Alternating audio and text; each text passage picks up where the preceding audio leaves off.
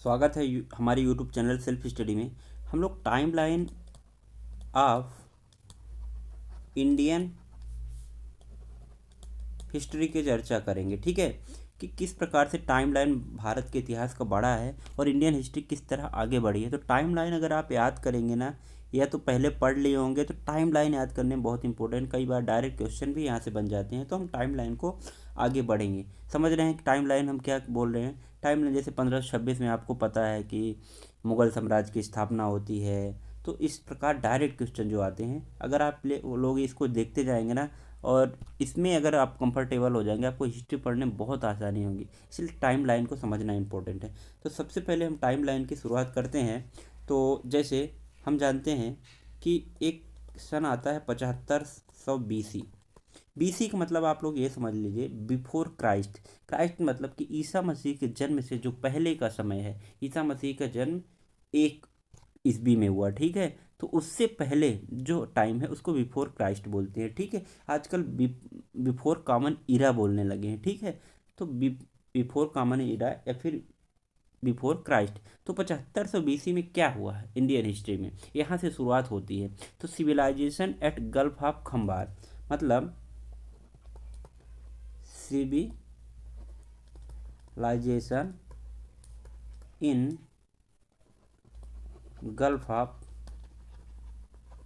खंबार, ठीक। अब फिर आप सबको पता है कि अगला जो हम लोग को पता है होता है 2500 BC से लेके कहाँ तक, 1500। क्या हुआ है, आईबीसी। आईबीसी मतलब इंडस वैली सिविलाइजेशन, मतलब सिंधु घाटी सभ्यता। आगे हम इसी टर्म में अगर बात करेंगे तो क्या हुआ, आप सबको पता है 2000। आप हमारे साथ नोट करते जाइए, फिर देखते जाइए। 1500 मैं लिख लिख के इसलिए बोल रहा हूँ क्योंकि याद होना इम्पोर्टेंट है। इसमें आर्यन आर्यन अराइव इंडिया। अब आर्यन कौन थे, आर्य कौन थे, आप सबको पता है कि जो आर्य लोग थे, जैसे राम का युग था, 6 फुट हाइट होती थी, ये सब लोग आर्य हुए। तो ये वाला जो मामला है, तो ये क्या कहलाता है, हमारा आर्यन युग, ठीक। अब उसके बाद जस्ट आगे हम आते हैं, तो हम हमारा आता है एक 15। हमने 2000 से 1500 की बात कर ली थी, ठीक है। अब फिर हम बात करेंगे किसकी, 1500 से लेके 1000, ठीक। ऐसे आप टाइमलाइन लिखते जाइए, फिर मैं आगे लिखता जाऊंगा, ठीक है। 1500 से 1000, फिर 1000 से आप कहाँ तक जाएंगे, 500, ऐसे आप लिख लीजिए कॉपी में। फिर उसके बाद आप एक 563 टू 483 यहाँ तक का लिख लीजिए। फिर 542 468 एक ये लिख लीजिए। सब बीसी में चल रहा है, ये ध्यान रखिएगा। 492 टू 460 का मामला लिख लीजिए। ये आप टाइम जोन डिवाइड कर लेंगे। आप अब इस वीडियो के एकदम लास्ट में आप समझ में आपको आएगा कि मैं करवाना क्या चाह रहा हूँ।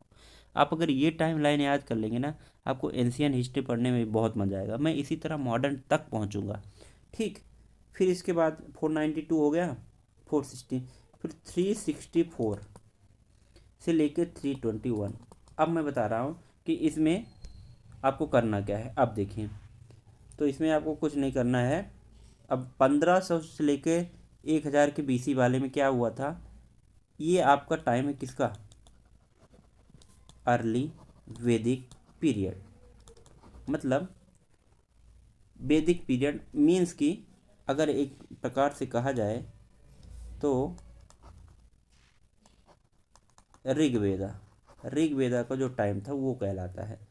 अब फिर इसके बाद 1000 से 500 के बीच में क्या हुआ था, ये आप सबको लेटर वैदिक पीरियड का टाइम है।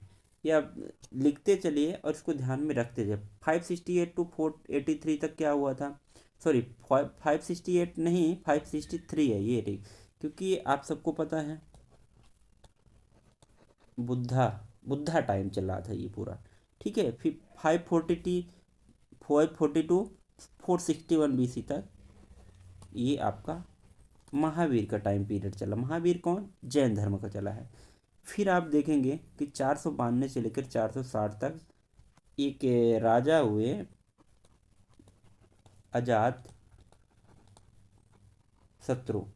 किनके बेटे थे? बिंबिसार। बिंदुसार नहीं, बिंबिसार, ये हमेशा ध्यान रखिए। अब 364 से लेकर 321, यहाँ तक इस टाइम जोन में क्या हुआ था आपका?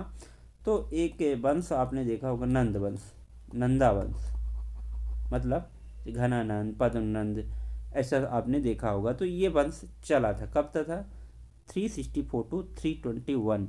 हम सब लोग को पता है कि अभी एक बहुत ही क्रांतिकारी डेट आएगी, आप सब लोग देखिएगा कि क्या आएगा आपका? 361। अब 361 में क्या हुआ, कोई बताएगा? सॉरी, 361 नहीं, इसको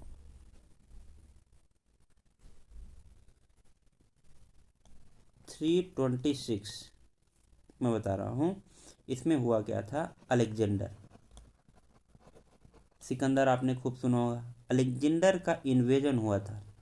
कहाँ पे इन्वेजन हुआ था अलेक्जेंडर का? भारत में इन्वेजन होगा, ठीक है। फिर 326, एक 323, बहुत ही ज़्यादा आपको पता है, डेथ हुई थी 3 साल में अलेक्जेंडर की, आप सबको पता है। और इधर मामला क्या चल रहा था, किसका एम्पायर मतलब इस्टेब्लिश हो गया था भारत में? तो आपने सुना होगा चाणक्य, चाणक्य का नाम सुना होगा। तो चाणक्य ने किसको बनाया था? चंद्रगुप्त मौर्य को। ये कब बनाया था? 322 से लेके आपका अगर देखा जाए 291, ये इस किसका पीरियड है? चंद्रा सॉरी चंद्रगुप्ता, चंद्रगुप्त मौर्य का टाइम है, 322 से लेकर 298 तक। ये founder of the Mauryan dynasty, one of the most important व्यक्ति, ठीक है। आप सबको कहानी उनकी पता है, कैसे चाणक्य ने चंद्रगुप्त मौर्य को इस्टेब्लिश कराते हैं, घनानंद को मारते हैं, मतलब उनने बेइज्जती की थी, ठीक है। ये आगे कहानी आप लोग उसमें हिस्ट्री में पढ़ेंगे, अभी मैं टाइम लाइन पर केवल चर्चा कर रहा हूँ। फिर 273 से लेके आपका 332, ये किसका टाइम है? ये ग्रेट अशोका। हम जब कभी हिस्ट्री पढ़ेंगे तो ग्रेट अशोका के बारे में पढ़ेंगे कि क्या क्या अशोक ने गुल खिलाए हैं और क्यों उनको ग्रेट कहा जाता है, ठीक है। फिलहाल तो हमारा यही है कि अशोका का ये टाइम चला है। फिर इसके बाद में बातें करूँगा इसकी 261। 261 इम्पोर्टेंट, कलिंगा वार, डायरेक्ट क्वेश्चन आ जाता है। कलिंग वार हुआ कब था? 261 बीसी में। सब कुछ बीसी में चला। आज हम बीसी जो हमारा टाइम लोन है ना, उसको मैं कंप्लीट कर लूँगा, ठीक है। फिर उसके बाद आगे हम बात करेंगे किसकी?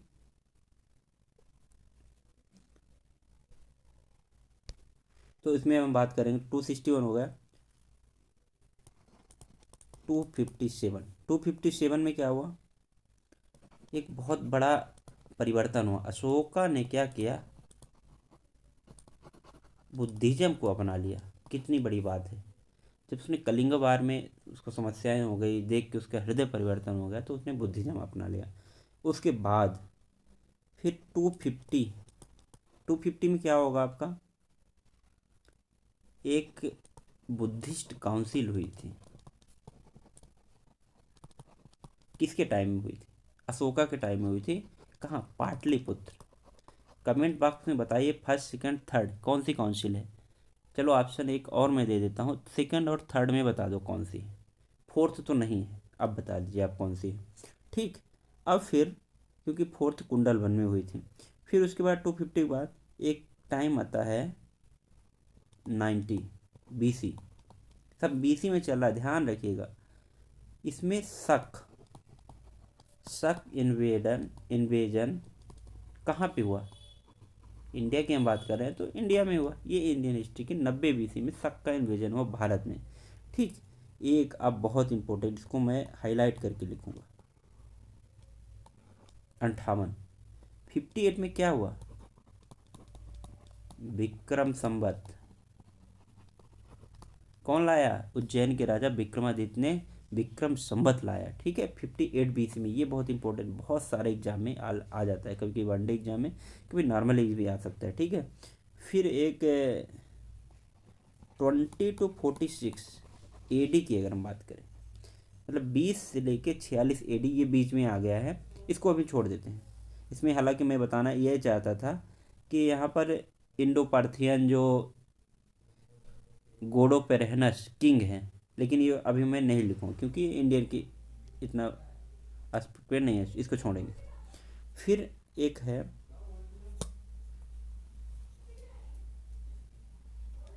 78, सबको पता है। इसमें क्या संवत हुआ था ये बताइए। इसमें शक संवत सोचिए, विक्रम संवत 58, शक संवत 78। आजकल भी हमारे यहाँ चल रहा है शक संवत, हम लोग लिखते हैं, ठीक है ना। फिर इसके बाद ये 100 to 300 ये AD का मामला आ गया, लेकिन ये बहुत इम्पोर्टेंट है, संगम पीरियड। संगम पीरियड कहाँ पे हुआ? साउथ इंडिया में, ठीक है ना। इतना आपको एकदम क्लियर होना चाहिए। ये आपका एंशियंट हिस्ट्री का पार्ट है। तो अभी यहाँ तक हम बात करेंगे। आगे हम बात करेंगे कि एक और वंश है, अभी यहीं पर मैं बात कर ही लेता हूँ जिससे आपको समस्याएं ना हो, कि 50 BC से लेके 250 AD। AD मतलब एनो डोमिनी। देखिए ईसा पूर्व मतलब BC चल रहा था, बिफोर क्राइस्ट या फिर बिफोर कॉमन ईरा, BCA आजकल बोलते हैं। और आजकल एनो डोमिनी मतलब ईसवी पूर्व, ईसवी पूर्व मतलब जीरो जो था ना, उसके बाद अब चलने लगेगा। अब टाइम जो देखिए आगे को बढ़ने लगेगा, ठीक है, AD। तो यहाँ पर 50 BC टू 250 AD ये किसका वो था? ये सबसे इम्पोर्टेंट था सातवाहन वंश। कहाँ था? भारत में। कहाँ पे था? डेक्कन। डेक्कन मतलब आप दक्कन का पठार जानते होंगे, उस रीजन में था। तो मैं आज यहीं तक बात करूँगा कि इसको आप ध्यान रखिए, यहाँ तक का टाइमलाइन आप देखिएगा। उसके बाद कल का जो हमारा वीडियो रहेगा उसमें मोस्टली ये रहेगा कि आप कैसे अब टाइम बढ़ेगा। जैसे अब 300 के बाद जो टाइम बढ़ेगा ना, 250 तक हो गया हमारा काम। अब 250 से लेके अगले आने वाले सालों तक हम देखेंगे नेक्स्ट वीडियो में। तब तक बने रहिए और इसको आराम से देख लीजिए। 10 मिनट है, रील्स की तरह इसको खिसका के देख लीजिए, आपका काम हो जाएगा और आपका हिस्ट्री का एक समझ आएगा। मैं बता रहा हूँ वनडे एग्जाम में इससे ज़्यादा कुछ पूछता भी नहीं, आपका एक क्लियरिटी हो जाएगा। तो आप इस वीडियो को देखिए और बने रहिए। तब तक के लिए धन्यवाद।